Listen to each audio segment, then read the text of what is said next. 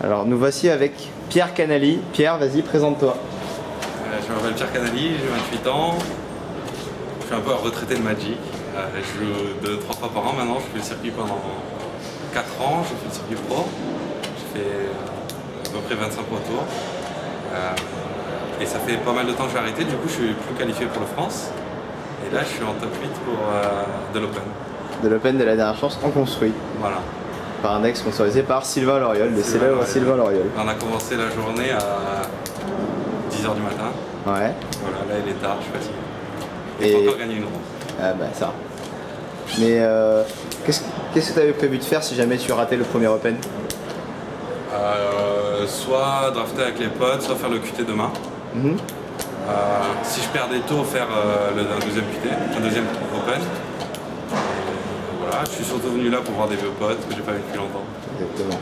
C'est ce qui compte le plus. Pour toi, c'est ça la Coupe de France, c'est un rendez-vous, c'est des vacances entre potes. Ouais, voilà, c'est ça, c'est surtout revoir les vieux potes. Moi je joue plus beaucoup, je joue toujours un peu sur Magic Online. Oui. Je fais un draft de temps en temps avec les potes, je fais un Wajik de temps en temps. Mais ça s'arrête là. Et donc voilà, quand les villes sont sympas ou quand je sais que je vais retrouver tout le monde, voilà, tous les ans je vais quand même au championnat de France. Ça fait 2 ans que je suis plus qualifié. Et je fais les QT pour les Open de la dernière chance pour avoir du monde et s'amuser, quoi, c'est bon esprit. Et jusque là tu t'amuses? Ouais, j'éclate, on gagne, on s'éclate. Voilà. Il m'a dit que c'est le meilleur jeu quand on gagne. Est-ce que tu as des ambitions si jamais tu te qualifies? En France? Oui. J'ai jamais fait de draft M11, mais j'ai fait des drafts M10. On m'a dit que c'est à peu près pareil. Non. Pareil, c'est pas pareil. Bon, je demanderai des conseils.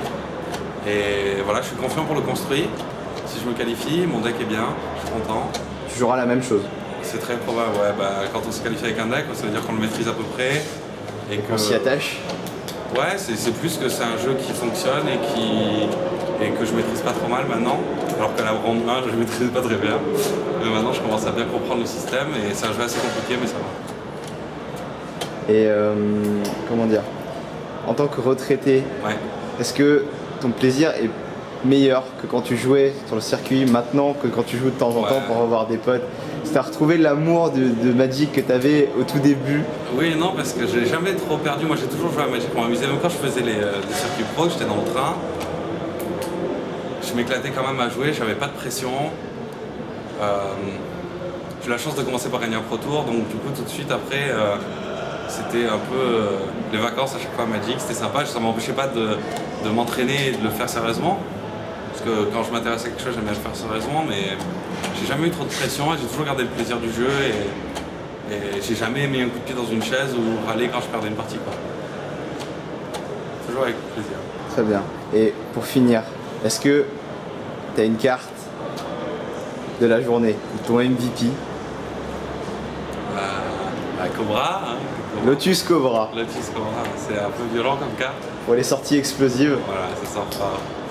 Et Ballot Vorace, Ballot Tenace. Ballot Tenace, le nouveau 4-4 de M11. Ouais, c'est pas mal contre Rouge et contre Jones. C'est une des cartes les plus demandées aujourd'hui dans les boutiques. Ouais. Avec le titan vert. Avec le titan vert. Avec le titan vert. Et voilà, c'est 2 cartes qui sont très fortes dans le jeu. Merci beaucoup. Je t'en prie.